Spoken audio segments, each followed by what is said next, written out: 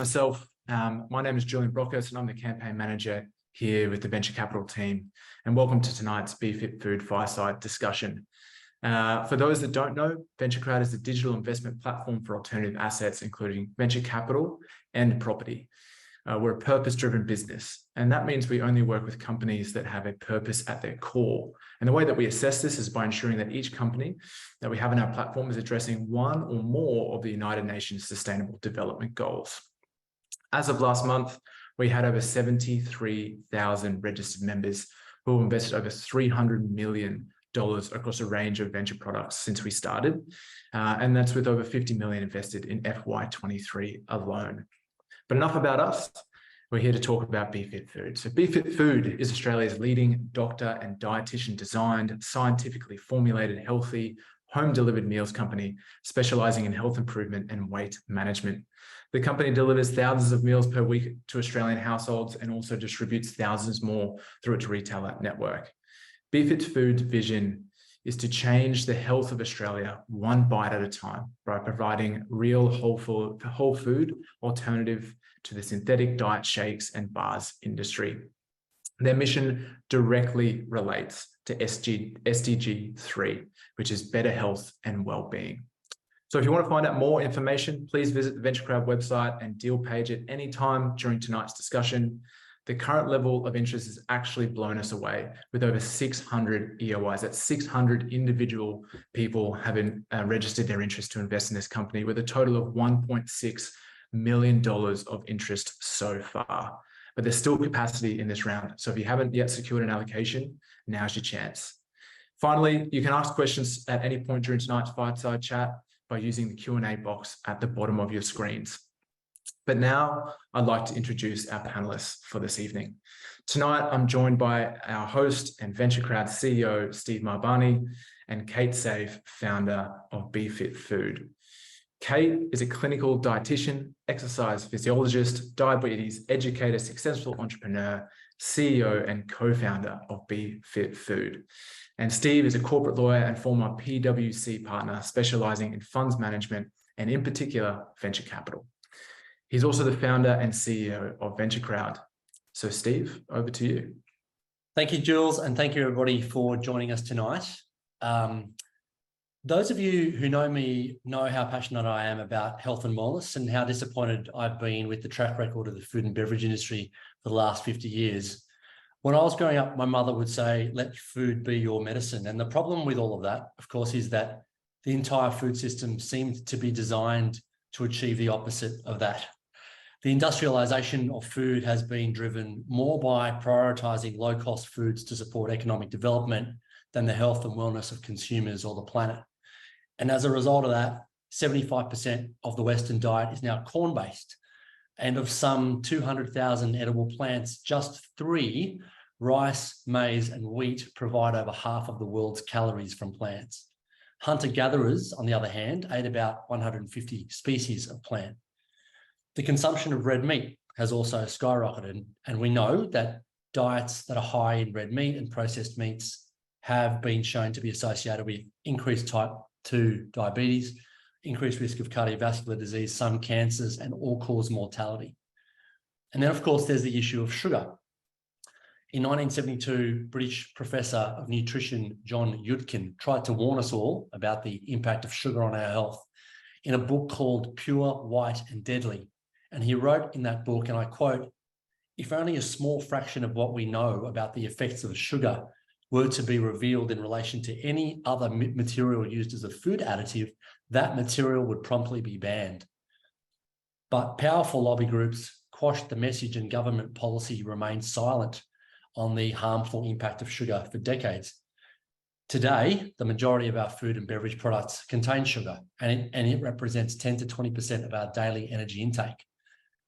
Our relationship with food has become so absurd that in the 70s, a well-known food brand claimed that cornflakes contained, and I quote, "all the good things nature puts into corn," while another took out full-page ads boasting that a Big Mac meal contained, and I quote, "a higher level of many vitamins and minerals than the average Australian meal." And that is a true story. that thing, which was meant to be our medicine, was quietly beginning to kill us. And since the 70s, diet-related chronic diseases have increased at dangerously high rates, and they continue to rise today. Obesity, for example, has nearly tripled since 1975, with 40% of adults and 1 in 5 children and adolescents all over the world now either overweight or obese. It is now one of the leading risk factors for premature death, and it's linked to 4.7 million deaths globally in 2017, or 8% of global deaths. What you eat has been shown to contribute to mental health conditions, with diets mixing sugary snacks and starchy foods and processed meats all shown to increase the risk of developing things like Alzheimer's disease. But the truth that is even harder to swallow is that the majority of these chronic diseases are all entirely preventable. Fortunately, today, what we are seeing is that consumer consciousness has become heightened on these issues, which is a great thing. And a renewed focus on personal nutrition is placing significant pressure on the food industry to innovate. And in our business, what we're seeing is that the health, wellness, and sustainability have become global megatrends. And food tech specifically is fast becoming one of the most important emerging investment sectors for both consumers, but also for the planet. And as an investment thematic, it still has a huge amount of global growth to go. Now, you can read more about that in our food tech white paper called The Future of Food, which is available on the VentureCrowd website.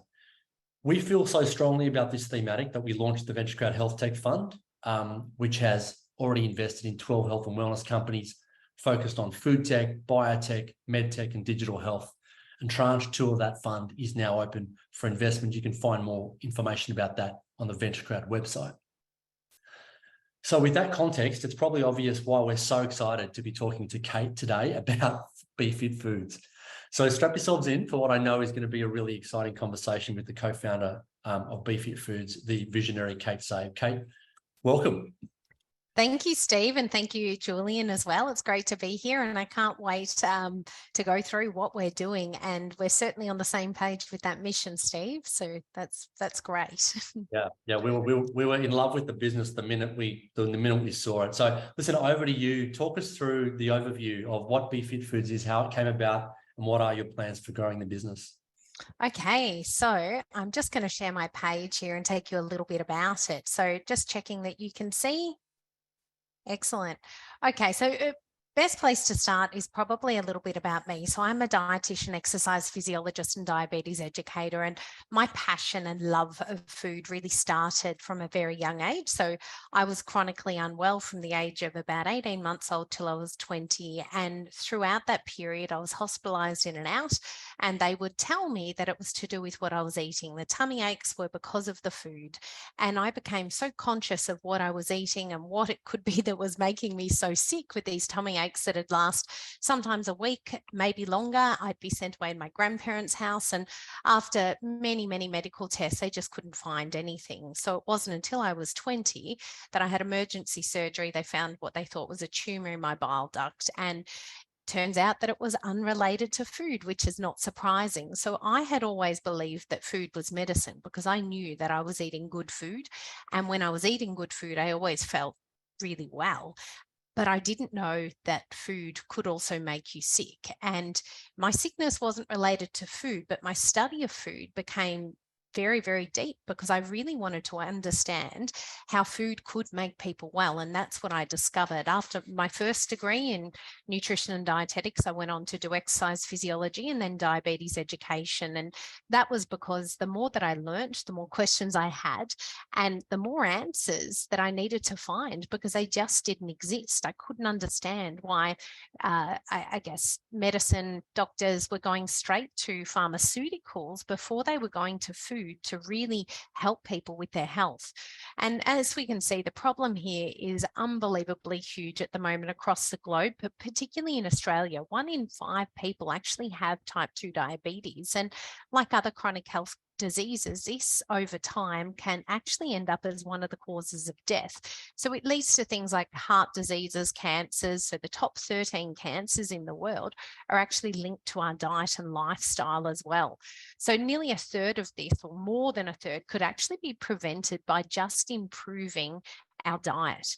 So my journey, not just in food, but in business, started in an early age as well. As you can see, I'm selling lollies, probably not the right food here, but hey, that was my entrepreneurial spirit. I came across these at no cost from a great uncle of mine, and I decided I wanted to sell them. So by the time I was 20, I'd started investing, I had properties, and my goal really was to build a lifestyle where I could really live the healthiest, best life that I could. And as I went into my career as a dietitian, my first company, a dietitian consulting company, which I still have, servicing private hospitals and medical centers, I recognized that this was other people's goal too. They wanted to live their best, healthiest life, because when you are healthy, you have energy, you have this zest and this passion for life. And I believe you're a great parent to your kids too, because you've got the energy to put into them. So what I found from consulting with all of these people, the biggest problem everyone had with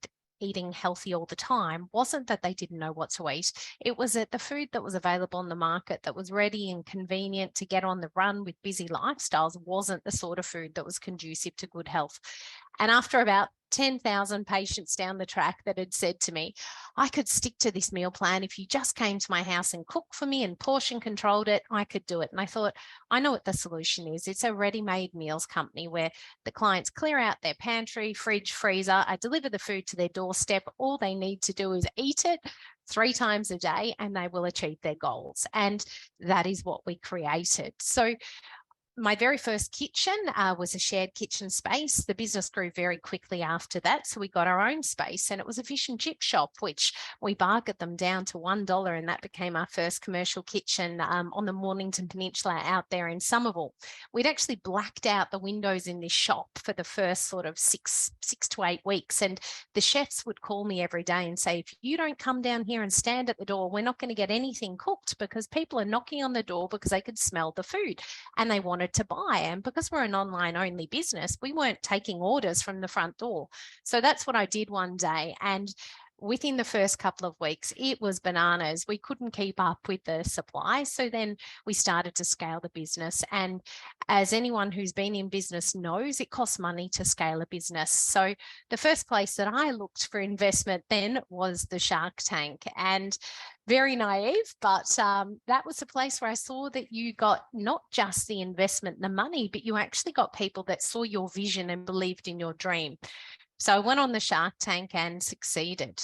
So what I'd seen that this real problem with food was, it just wasn't in our general everyday food. It was actually in the medical field. So if anyone's heard of bariatrics or the field of obesity and obesity surgery, the gold standard, the gold global standard in that industry is bars and shakes diets. It's the likes of those slimming shakes.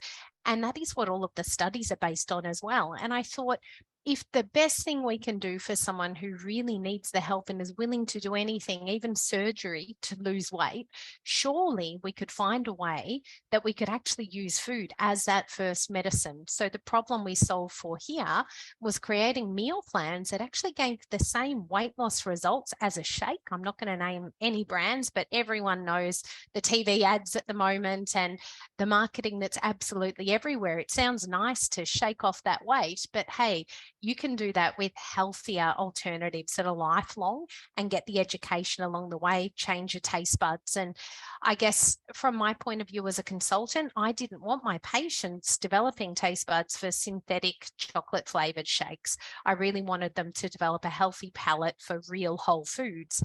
So my purpose then became creating these meals that would give the same results as a shakes diet. So on average, our customers lose 5.89 kilos in 14 days, but to deliver all of the vitamins, the minerals, the macros in the right balance, that it shrank their liver, it could help with their blood pressure, their cholesterol, even putting type 2 diabetes into remission.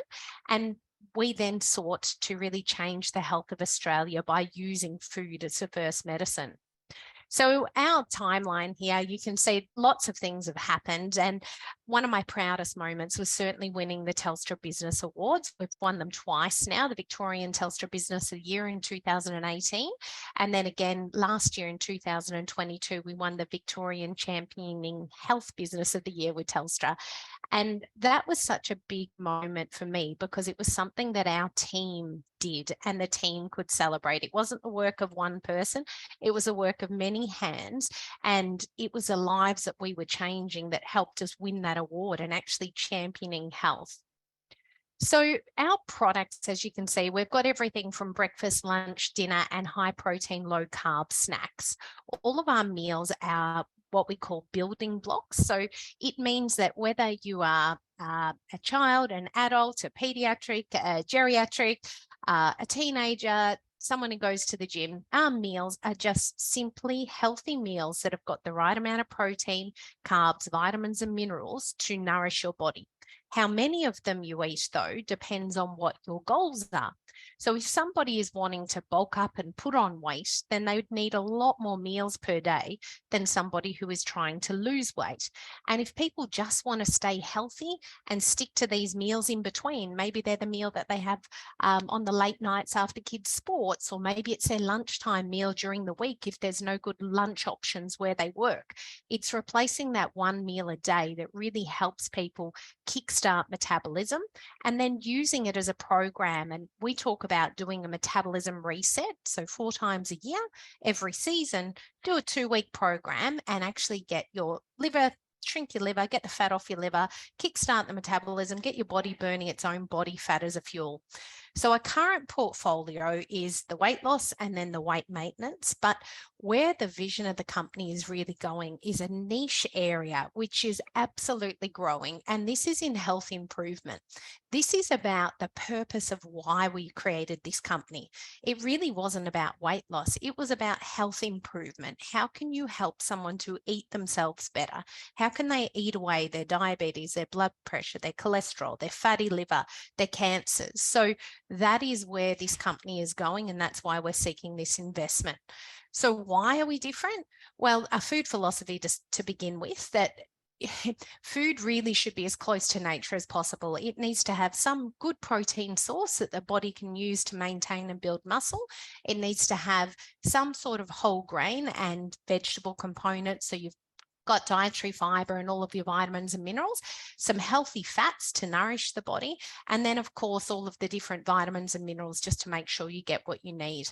And when it comes to our brand, what's so different is that we are health first. So we actually have a team of dietitians that guide our customers along their journey to give them the individualized programs and advice and make sure they get the results they deserve.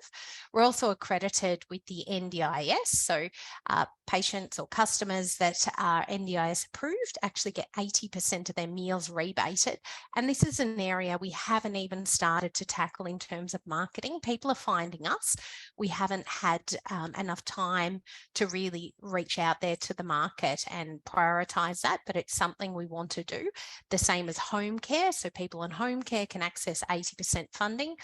We've spent most of our time over the last sort of 8 years that we've been in existence creating these products, testing them, getting research behind us. So we've got a Deakin University study that's been underway for 5 years now, looking at the gut microbiome and the benefits of BeFit food to the gut microbiome, as well as all the other health benefits. But the real investigation here is, what can this actually do for mental health? If we can positively increase the gut microbiome and its diversity, does that have implications for better mental health, anxiety, depression? And the lady leading this study, Professor Felice Jacka, is one of the world experts in this area, and she published the SMILES trial that showed exactly this. So we're very confident that our results will be released hopefully this year, and they should be game-changing when it comes to health.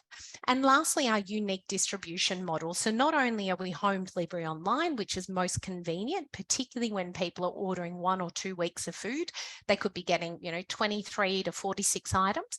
We're also in 750 Woolworths stores, which we're very proud of across the whole of Australia, over 40 different sort of retailers with our independents, Richies, and a handful of pharmacies. And that is an area that we believe we will strongly grow in. So we are the first ready-made meals company going into pharmacies across Australia. We've now gone into our 4th Chemist Warehouse. We're in a Priceline concept store. We're in a handful of Terry White Chemmarts, some whole life pharmacies, and that is what is so unique about our company.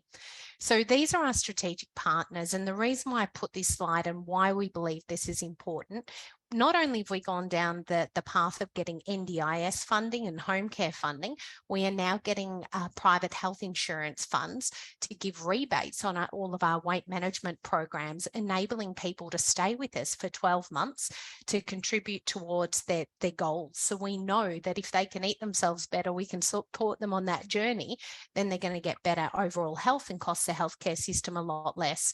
Our other partners are there to support our research and make sure our customers can map their body composition, their gut microbiome, working with Diabetes Victoria as our newest partner, and also working with orthopedic surgeons and supplements that help healing, such as MEND, and many more, as you can see, My DNA, Lively for testing blood glucose levels. So we believe knowledge is power, and we want to give that knowledge to our customers. So the real opportunity we see here, which Steve has really enlightened us on at the start, is this $1.6 billion pre-prepared market by 2027. So we have a very small piece of this pie, and this is what we want to grow. And apart from that, I guess this growing epidemic of what I call dire obesity, which is the diabetes is growing at a rapid rate. So 1 person every 5 minutes is actually getting diabetes at the moment. In Australia alone, it's 1 person every 20 seconds in the States and 1 person every 7 seconds around the world. And also 1 in 5 Australians with obesity, or 65% with overweight and obesity as a combined. So this is just a little bit more about the business, but I'm sure Steve will have questions for me at the end of this. But our business and revenue model is, we're very strong in the e-commerce. However, you can always be stronger in that play. And anybody who is in e-commerce knows that really comes down to your strategy with your Google ads, your Facebook, your EDMs or your email marketing, and how your website works, and the wonderful world of the digital landscape and e-commerce. And that is an area we've established, but we want to invest a lot more money in to really grow. We can see that that is certainly a huge area of growth for us. And when we look at competitors in the market as well, we can see the opportunity. What we are pulling out of is some bricks and mortar, being our own stores and our own branded stores. And that is purely because we are growing and emerging in these new markets. So the 780 plus stores that we're already in, you can see the logos below of those stores. So rather than having our own branded stores, we want to work within stores that already have a well-established and well-respected brand. And this developing area is, as I mentioned earlier, all of this health segment. So looking at the different areas of funding, retirement, home care, NDIS, hospitals, food service, health professionals, fitness and gym. So our strategy, I will talk through with Steve some of our business strategy, but most importantly, it's building our own e-commerce platform that's making our website better and easier to use. More importantly, though, unlike 100% of our competitors that are subscription-based models for meal delivery, we do not have $1 of subscription or recurring revenue. So that is certainly the biggest opportunity for us to build something here. And then looking at our increased distribution and really how many more pharmacies and other stores can we get into. We know that we've succeeded in the ones that we have already gone into. So it's really just a case of expanding that. And then above the line paid media, we've got some hugely unique opportunities coming our way, with one particular opportunity, primetime TV, 3 to 5 different episodes on one of the biggest networks in Australia. Confidential, so I'll keep that to myself, but a really big opportunity there for us too. So I will hand back to Steve.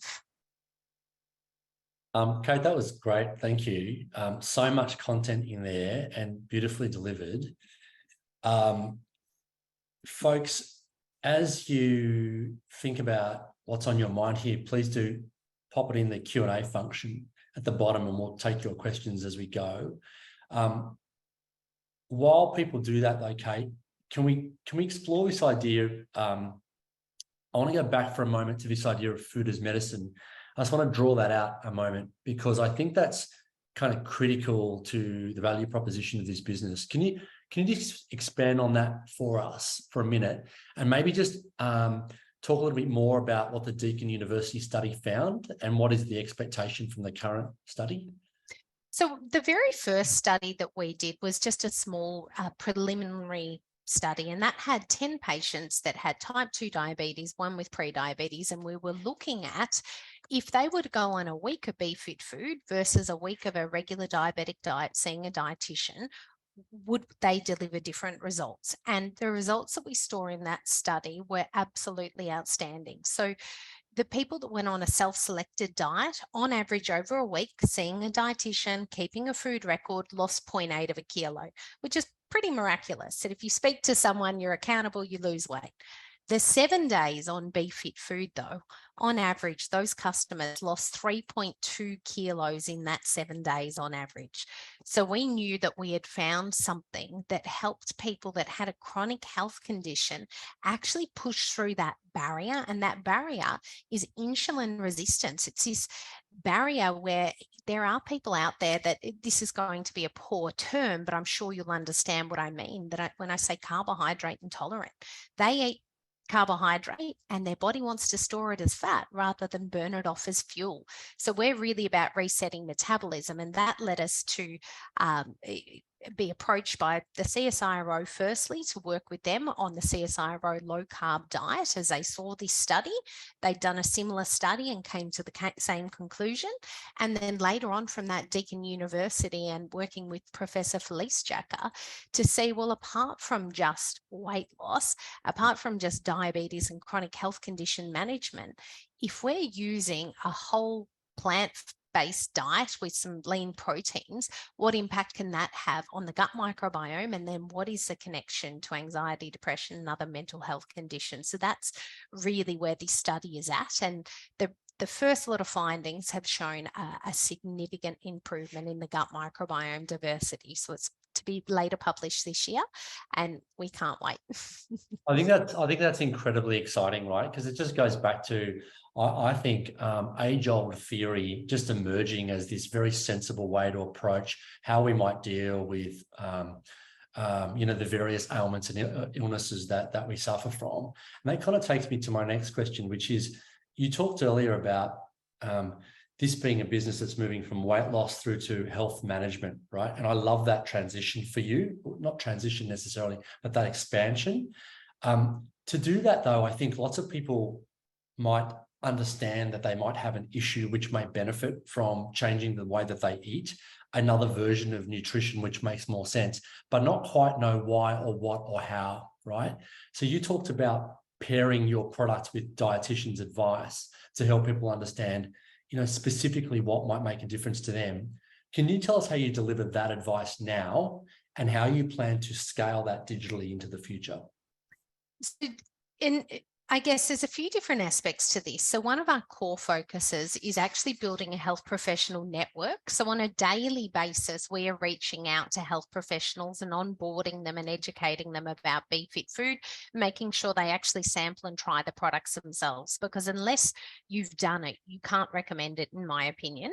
And that is what they're doing. So we're building this strong network of referrers so that if somebody does go to their local GP, their endocrinologist, their diabetes educator, their dietitian, their exercise physiologist, even chiros, physios, osteos, if they're getting advice about trying to perhaps reduce their inflammation, reduce some weight, orthopedic surgery, particularly as well, there's a lot of benefit and a lot of studies coming out to show that best practice means that you really need to get to a better weight before the surgery to get the best outcomes. So that's the first approach, is really partnering with all the different health professionals and educating them that this product actually exists. And then secondly, our team of dietitians providing online consultations. And that's something we plan to continue and work with. If a customer has their own dietitian, then we're really just educating them about what BeFit food is and how it works so they can continue on. But for those people that don't have a dietitian, we know that this product works for everyone that sticks to the program. We absolutely know that. We have tested that. So we want to make sure that people that are investing their money get the results that they deserve. And we believe support is the key to that. Yeah, and that shows in your numbers, right? So it's very clear that customer loyalty is high, and it's as high as I think most e-commerce businesses would just kill for. So 57% being repeat customers, that is an excellent sign that your customers love the product and they're loyal to the brand.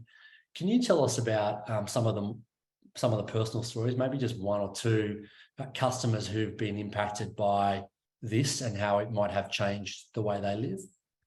We get a barrage of incredible stories, but the first one that comes to mind, she had a publication this year in, I think it was New Idea magazine, about her health transformation. And she actually was diagnosed with pre-diabetes at a very young age. So I think 19, 20 thereabouts. And she discovered BeFit Food and was actually able to reverse the condition and not develop type 2 diabetes. And that is something that people don't know is possible. They hear about pre-diabetes, but they don't act quick enough before it actually turns into diabetes. And it's not to say once it becomes type 2 diabetes that you can't reverse it, but you are starting to cause damage in the body. So the goal is to really try and reverse the condition within the first 5 years of being diagnosed, or immediately if you find out that you're pre-diabetic, to do something about it. She was a great success story, and a young person as well. And the other one is someone at the other end of the spectrum who actually had diabetes for around 20 years. And he discovered BeFit Food, November, not the end of last year, because it's a 1-year anniversary since an event, 2 years ago.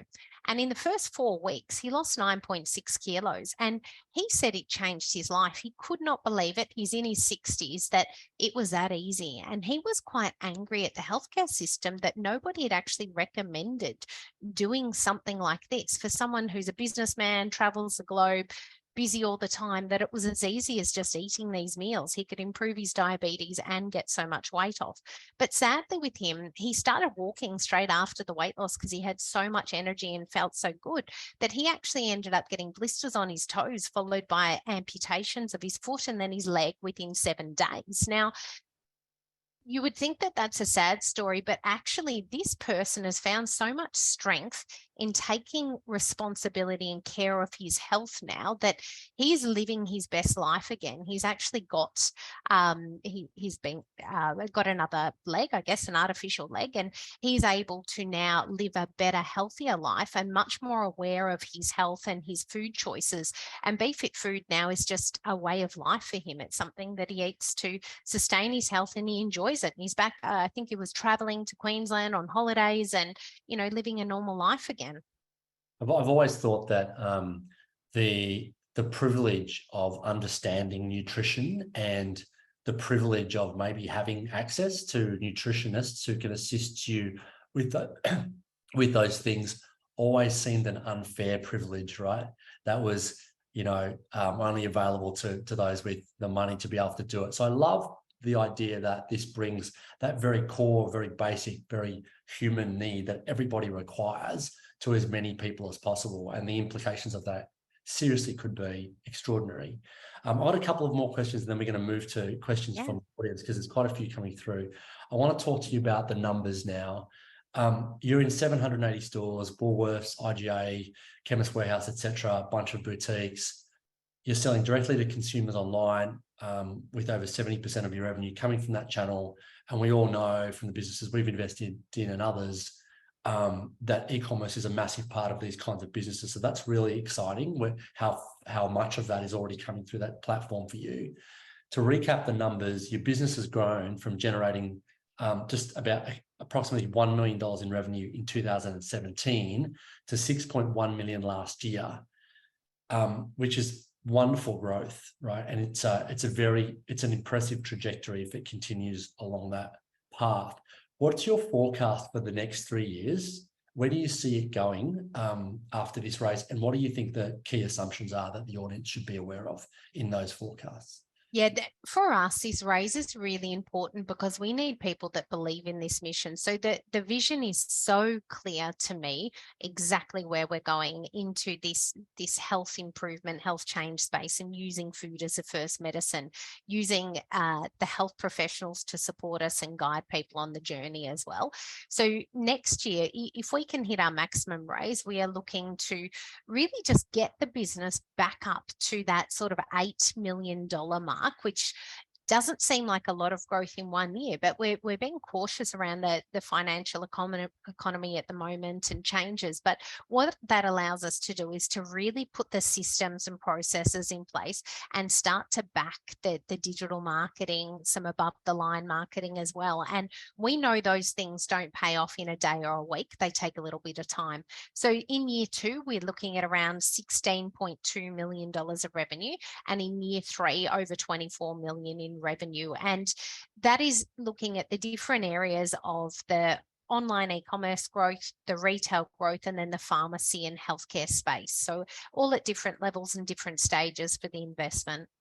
Yeah, and I think that's really helpful. And folks, when the deal ultimately becomes live, those numbers will be on the deal page. That kind of takes me to the next bit, right? Which is normally when we talk to founders about their growth journey, we look at, well, how much do you want to raise? What do you want to do with it? What is your plan?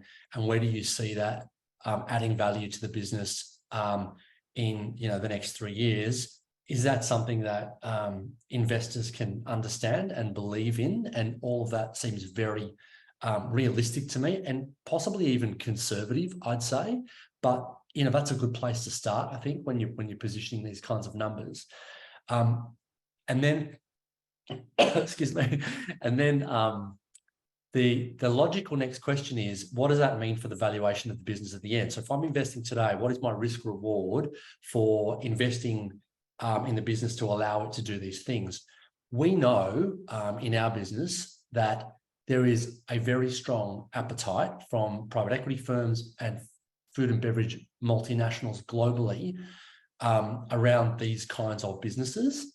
A good example of that has been the recent investment by Quadrant Private Equity into My Muscle Chef, probably the most comparable business in Australia that people might know. That investment valued My Muscle Chef at $200 million, based at the time on a very similar business model to yours, but without some of the key differentiators that you've just described, right? Now, My Muscle Chef was generating more income than BeFit Foods is today, but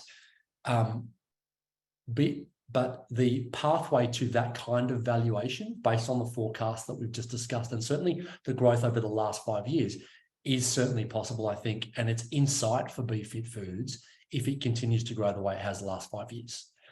So I guess my question is, what do you think is the likely exit scenario for the company, and what sort of time frame is on your mind? And I know, because I run a business as well, I don't want to go anywhere, right? I want to see it through to this global powerhouse. I can understand if that's your answer, but thinking through, when does it become an acquisition target? Is it a listing? Are you thinking about that now, and what's possible so that investors have a view to liquidity? I think the best value for anybody in this business would be to wait until at least after these first 3 years. So this next 3 years is really investing in what we have built already, and the research that's been underway for many, many years, the product development, the partnerships, and all of these things need the funds to really come to fruition. So we have been planting these seeds from day one. Not a dollar goes out of the business. Everything goes back into the business. And I feel like this first 3 years is going to be when the fruits start to flower, so to speak, and somewhere between the 3 to 10 year mark. So it really depends on that trajectory of growth and what happens economically as well. If we sort of surpass those numbers, do we keep looking to build that out over 5 years rather than 3 years and get the best return we can? Or do we look at an IPO at that point? In terms of acquisition targets or exit targets who might come after us. There are a lot of big players in the market, and you've mentioned some of them. However, if we look at the recent fall of one of the biggest weight loss companies, Jenny Craig, and they had a lot of investment in bricks and mortar as well, and they've been acquired, and now they're going more into the e-commerce play, because I guess you can reach more people much more easily. And when you look at that digital play, where are people 24/7? They are on their phones, they're on their devices. So for us, the e-commerce is huge, but we know that pharmacy sector, healthcare sector, hospitals, NDIS, home care, we're all getting older, and we're all getting sicker and more overweight. That was a niche. It was a niche, but now it's becoming the norm. So, nearly 70% of people are overweight or obese, and 50% of people over the age of 60 years old have at least one chronic health condition. So we now will be targeting the majority of Australians, not the minority. So the opportunity there, if we can get the right partnerships and foundations in place and start to tell the story, if people don't know we exist, which is what happens with e-commerce, if you're hidden, down the ranks on Google, then people don't know you're there. So with a bit of a play with some above the line, and getting this primetime TV placement will be really critical to us.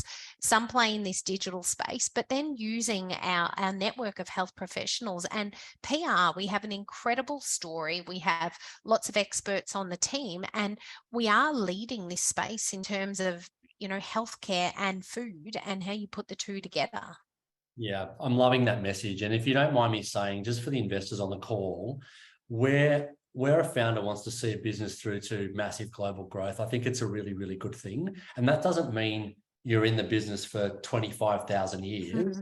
What is likely to happen in circumstances where perhaps a merger and acquisition or an IPO maybe is leaving money on the table, and so, the shareholders want to extend the date for something like that, there will still be opportunities for liquidity along the way. Typically what will happen to this business is, Kate and I haven't discussed this, but it's a typical kind of growth path. 2 or 3 years from now, with kind of numbers that have been described, a further growth capital raise is probably likely from an institutional type investor, like the one I just described.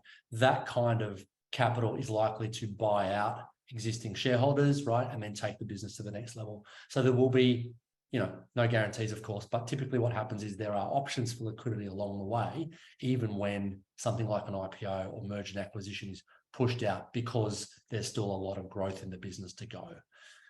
Jules, I'm going to stop there. Do you want to talk us through questions from the audience? Absolutely. And I've tried to keep up with a few of them in writing, but thank you very much, guys, for submitting your questions. I'm going to try and wrap up a few questions in one here to Kate. Kate, there seems to be a lot of questions around the commercial kitchen, the operation, the, guarantee of freshness of, substances like gluten not being there, and then also menu development, and how you plan to, stay up to date with the latest, findings from research and stuff like that coming out. So I believe that will answer a good majority of questions in the Q&A. If you can sort of cover those broad topics and give the people on the call a bit of an idea. Yeah, so as I mentioned earlier, our foundations for the company are very different to other food companies. So a lot of people set out cooking in the kitchen to sell food. We set out doing the science and the research to work out how we could solve this problem of shrinking the liver, reducing insulin resistance, blood pressure, cholesterol, blood sugar levels. And the side effect of that was rapid weight loss. So we created a product that gave a health solution rather than just a meal that you eat that doesn't change your health, it doesn't impact your health, or perhaps it does, but maybe not in a positive way. So everything about our company is science first and science backed, and we make sure we keep up to date with all the relevant studies that are being published too. The question about gluten, so unlike a lot of our competitors, we actually do gluten testing on our meals, and 98% of our range is actually gluten-free and suitable for celiacs. And as much as our kitchens hate the, restrictions and the stringencies and the guidelines they need to go through and the difficulty and the cost of that. It's important to me as a dietitian that people that have some sort of health condition actually are able to access healthy food. And I don't know if anyone on the call has tried many of the gluten-free products in the supermarket down the health food aisle, but I can tell you the majority of them are probably not the highest quality health products. They tend to take out the gluten, which is the stretchy, proteiny part of the product, and put in sugar and fat to counteract the loss of taste, the loss of texture. So to create those sorts of products means a lot of product development. So we spend a lot of time on our product development. And I guess to tackle the kitchen side of things. So in the very early days, the first four kitchens I worked in, and it was when we really scaled from a team of 5 to 63 people that we started to outsource some of the functions, because we knew then we were big enough to hire the best people in Australia to manage our warehouses, our frozen logistics, our home delivery, our manufacturing, our packaging, our printing, our graphic design, all of those things. So at one point in time, we did all of that ourselves. However, we are the brand house and the product development team. The most important thing to us is to educate people, deliver the best quality, health-changing product that we can. So that's really our core focus. Do you think that answers most of the questions? You're on mute. Sorry, I'm on mute. Yes, scrolling up and down the Q&A chat vigorously, trying to make sure we've covered all those points. But I believe we did. If anyone thinks we've sort of cut a corner there, please throw another question in the Q&A. So I guess some other questions from the investors on today's call is around. Where are we here?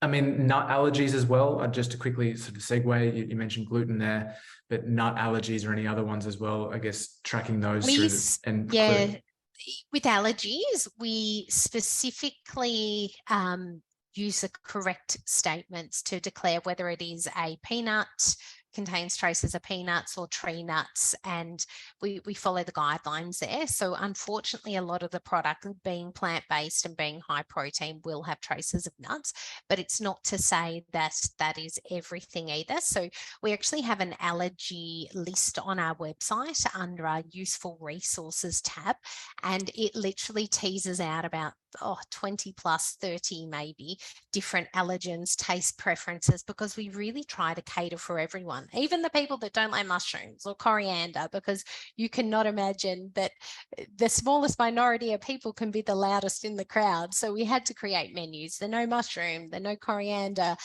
aside from true allergies, whether that be the nuts, the shellfish, gluten, those sorts of things. But that's something that we pride ourselves on doing well. Right. This is a bit of a twist and a pivot in the line of questioning, but I guess, it's no secret about the sort of the macroeconomic trends at the moment across the globe. I mean, pandemics, wars, interest rates. And are you seeing any effect of people then focusing on themselves as they spend more time with themselves, potentially working from home, and therefore, I guess, again, paying more attention to their diet, paying more attention to their health, or I guess people becoming less interested in that? Where are you seeing those trends in the current economy? What we have seen changed incredibly over the last 3 years, particularly since the start of COVID, has been firstly the number of males investing in their health. So at one point in time, BeFit Food appeared to be servicing 95% females. And at the moment, we're about 60% females, 40% males. So over the period of COVID, we actually saw a lot more males coming to the brand. And we didn't necessarily change our marketing or our colors, which we intended on doing because we have a BeFit Man program, but we didn't even get to that. The men found us. So there's certainly a changing trend there with men investing in health. And we even still know, because we make phone calls going out, that a lot of the women are ordering for the men, because we'll call up Marion, it'll be Jeremy on the phone or this or that. So, and the partner and the wife order for each other. So we don't even know if it's more than that. It could be close to 50-50. And when it comes to investing in health, I guess the biggest thing that we're seeing now is, particularly over the last year, is that if you need to cut costs, the one cost that becomes more valuable than anything else is really how you feel about yourself and your mental health, and the things that really make us feel good. We know that social media doesn't really improve mental health or make you feel good, but we do know that things like looking after your health and actually going for a walk or seeing healthcare professionals or eating good food makes you feel good. And our company is about changing health, but the best way to start with helping someone to change their health is to give them a positive body image, make them feel better in their own skin. If they have more energy, which is the very first thing people say to us after a week, they call up and they say, "You won't believe it, I'm back at the gym." And we're like, "We told you not to start exercising in the first 1 to 2 weeks. If you haven't been exercising, you'll get too hungry, you'll fall off the plan." They go, "Nope, don't know what to do with all this energy. I've got so much energy." And we know that as soon as people remove the crap out of their diet, they're bursting with energy. And if you can imagine, carrying a bag of potatoes and then dropping that at the end of 2 weeks, what that would feel like on your back, on your knees, your ankles, your joints. Like, it's a lot of stress on the body for something that can be solved in as little as sort of 2 weeks. And obviously the work happens after you've lost the weight. The real work is then working with the dietitians to go, okay, well, what is your hardest meal of the day where you fail? How do we help you replace that one meal? And then how do we help you with meal plans for the other things you should be eating? And the simplest way we say is keep the container that your meal comes in. That's your portion control. Read the ingredients list and only use the ingredients on our list. So if you're making a wholemeal beef lasagna or whatever it might be, go to our ingredients list and be creative. Come up with your own recipe, but don't put the other ingredients in there that you don't need in there. And take advice from when you look at the Italian beef meatballs, how many pieces of pasta in there? And it's like an upside down bowl of pasta. You've got the bowl of sauce and then you've got a handful of pasta. It's not the other way around. So re-educating people about what to fill the bowl with, and it should be the vegetables, meat, and the healthy stuff, and then a sprinkling of the carbohydrates, whether that's the brown rice, the quinoa, the wholemeal pasta, whatever it is. But re-educating is really the key. Yeah, and I think that education piece is so key, because a lot more of the questions that are coming through are very specific around certain carbs or certain sugars or certain fats that you are using, and the menus are created around that. So I guess, in the interest of time for today's webinar, I'd encourage everyone to go to the Be Fit Food website, where it has that list of ingredients and the meal plans. And then also please do visit the VentureCrowd website as well, where you'll be able to find some more information around the company. And when it does open, there'll be a CSF offer document that gets into the details on everything covered today.